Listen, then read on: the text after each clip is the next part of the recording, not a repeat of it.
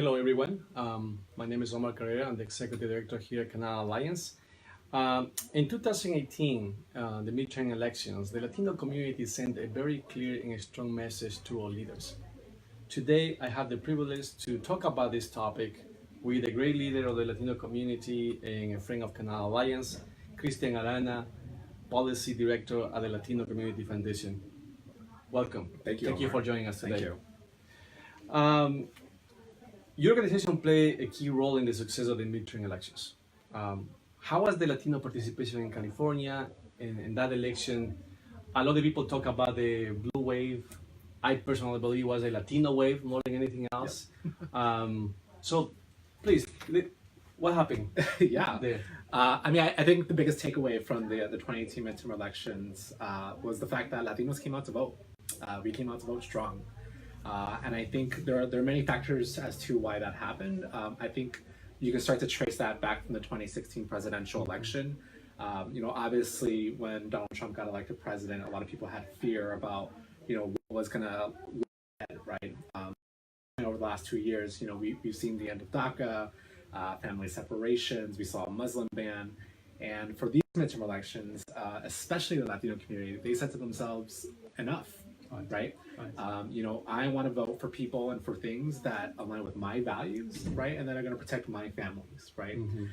We're still trying to sort through the actual numbers of Latino voter participation here in California, but we already know a number of things. We know that about 50% of all eligible voters here in the state actually voted in this midterm election. 50% of anything is usually not a good number, but for a midterm election, especially in California, it's a huge number, right? Back in the 2014 midterm elections, I think the voter turnout was 30%. Wow. Among all eligible voters. So we saw about a 20% jump overall.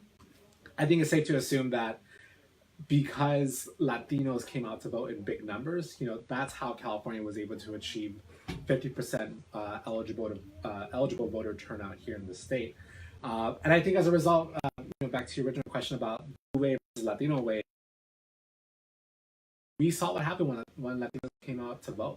We now have more Latino representation across the state. You look at the state level, the constitutional officer positions, we have a Latino Attorney General, a Latino Secretary of State, we have a Latino that's leading the public instruction, the insurance commissioner is Latino. Right.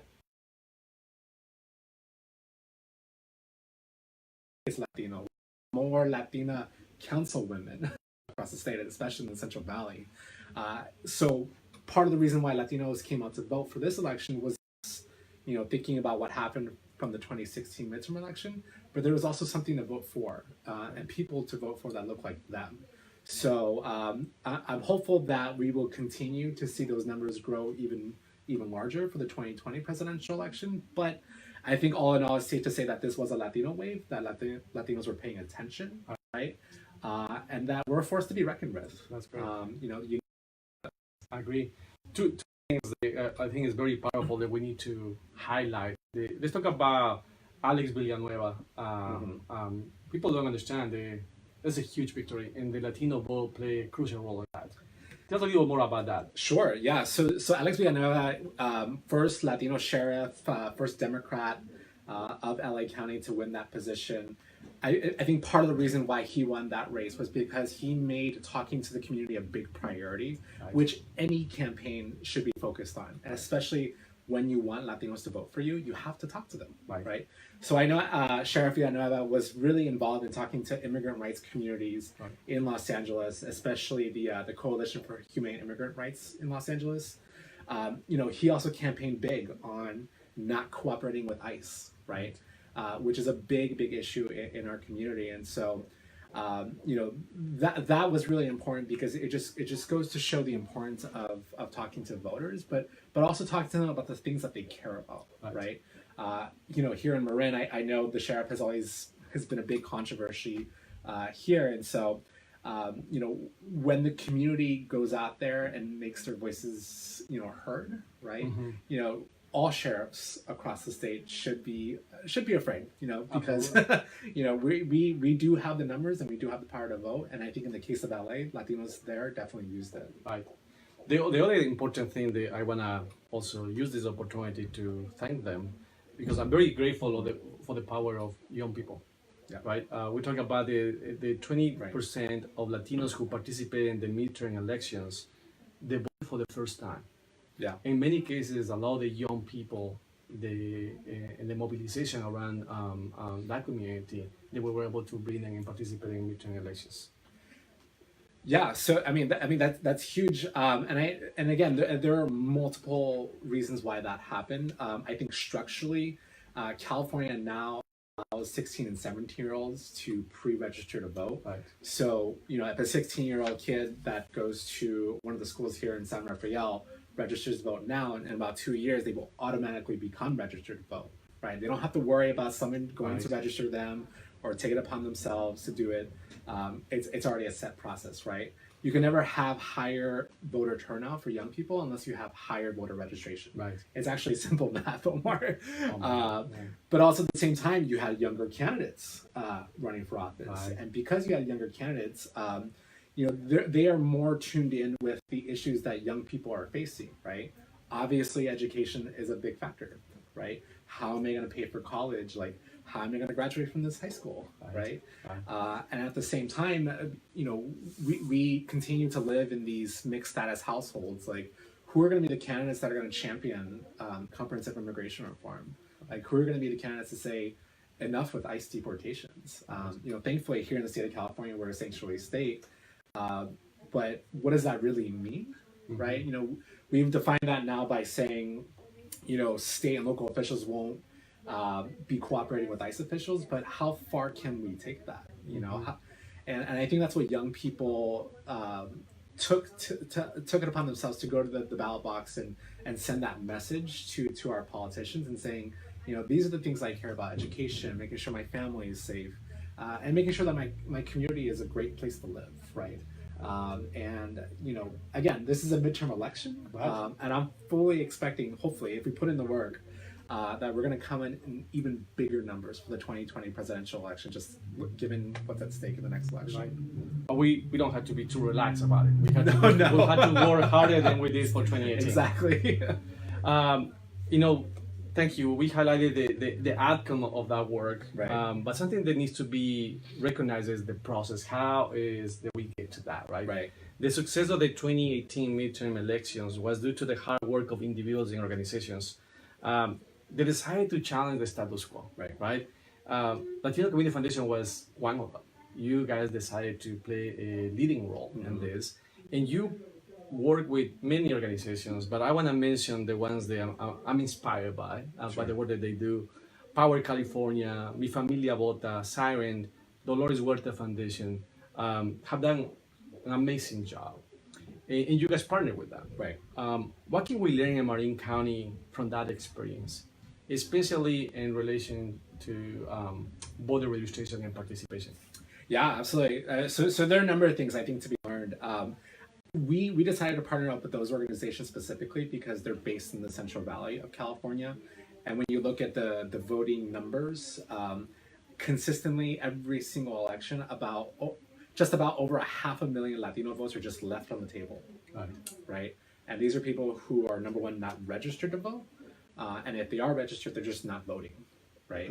And so there were a lot of that was part of the reason why we went to the Central Valley to work with those organizations. But when it comes to the big lessons learned about how those organizations were able to get so many Latinos to turn out to vote for this election, obviously it started with voter registration. But even before that happens, like you really have to take the time to talk to the community about why voting matters, period. Right? Why does someone have to take time out of their day to fill out that form and then go vote in the next election, right? And again, it revolves around the issues, right? I care about education, I care about healthcare, I care about my family not being deported, right? And I think when people start to realize that their vote actually can make a difference, that's the first step that actually leads to voter registration, right? The other thing that I will say is you can't just expect people to vote once you register them. You have to educate them about what's on the ballot. even with my own parents, Omar, I literally had to walk them through like who to vote for, what was on the ballot, because it's confusing. I'm sure all of us can attest to this. The fact that California's ballots are multiple pages, Right. and nobody likes to feel like they're voting wrong, right? And so that's why voter education is so important. And those organizations that you identified, they took the time to put together like voter guides.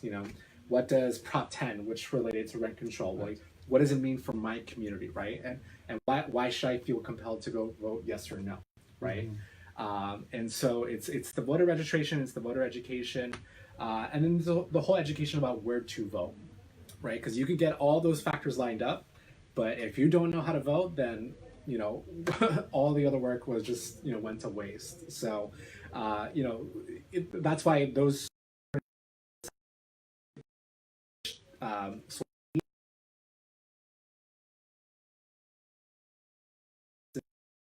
that information was everywhere. Whether it's how to mail in your ballot, where your closest ballot box is. And those of us who have the privilege and more education and time to look that up, like not people have that, right? And so it's almost kind of like a perfect storm of factors that need to happen in order for someone to actually turn out to vote. Right. And unfortunately for our community, some of those factors have been missing. But we're getting there, right? Mm-hmm. And those organizations on the ground have done that. And back to your original question about what for Marin, people forget that there are Latinos in Marin. Right. In San Rafael, 30% of the population are Latinos. Yeah, exactly. And so Marin is one of the richest, I guess, county in the state. Right. But then you have this pocket of Latinos who continue to. And so you have to ask yourself the question, it's like, who is this county really for? Right. The people that make the county or the people that just live here from time to time? Right. And so, your organization especially is so important here in Marin because you guys are doing exactly that. I just hope that everyone else can help support the work that you guys do because, as we saw with these 2018 midterm elections, like when you really take the time to sit down with Latinos and explain all of those things that I just mentioned to you, everybody benefits. Right. Everybody, rich or poor, everyone benefits from people participating in our democracy. Absolutely. So let's transition from what happened to what needs to happen. And Latino Community Foundation created this amazing tool, the Latino Agenda, something I consider it a call to action, right? Something that I consider it imperative to our society, and very important to adopt that tool. Very important for any organization that work and support the Latino community. Pay attention to that. Yeah. So tell me more about the key elements of that Latino agenda. Why it's so important to support that agenda, right. And how can we be part of that? No, yeah, thank you. Yeah, that up.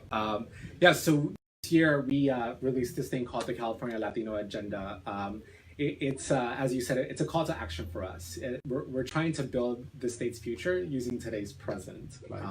And what I mean by that is the fact that there are over 15 million Latinos that live in the state of California.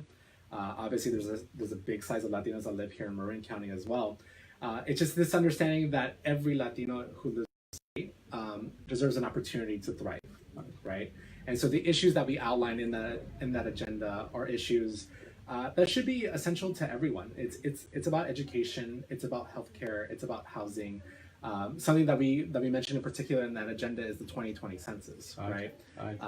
I hope more people talk about the census as the 2020 census arises. But when you count in the census, like you make sure that your community gets its fair share of public dollars and political representation.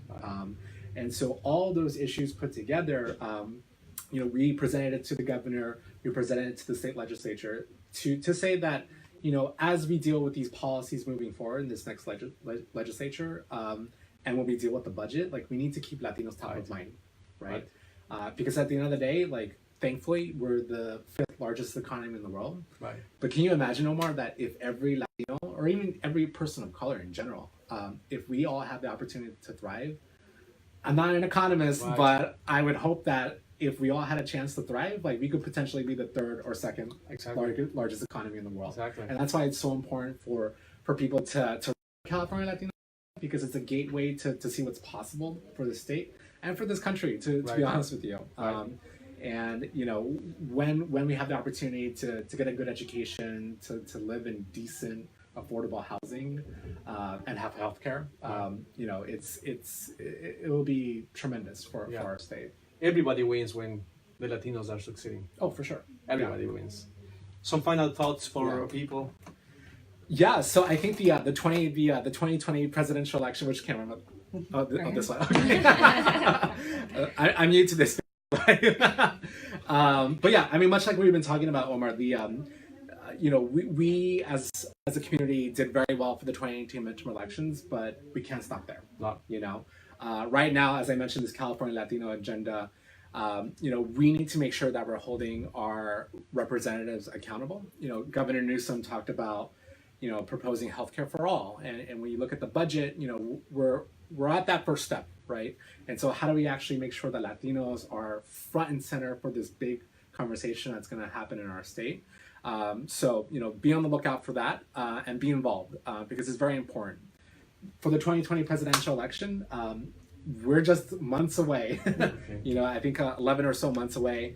Our senator from California, Kamala Harris, has already declared that she's running for president. I suspect a couple of other Californians will declare as well. But I guess my main message to the community is that, you know, if you felt like your vote didn't matter before, it's certainly going to matter now, because whoever wins the California primary, which got moved to March and earlier during the nomination process, we're going to have a very significant say in who the next president of the United States is.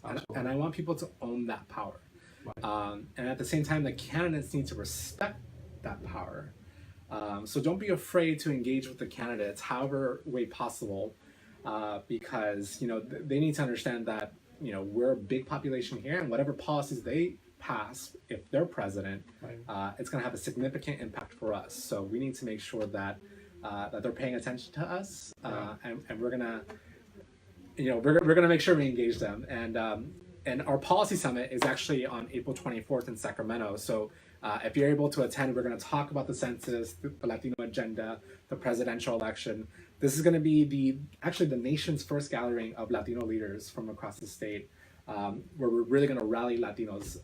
The Latino Community Foundation is doing this early because for us, we don't have a minute to waste. And I know you're coming, Omar, so it's going to be great. Yeah, no, I will be there for sure. And our governor, I'm sure, will join us too. He has, you know, we invited you. We're gonna make sure that he is there.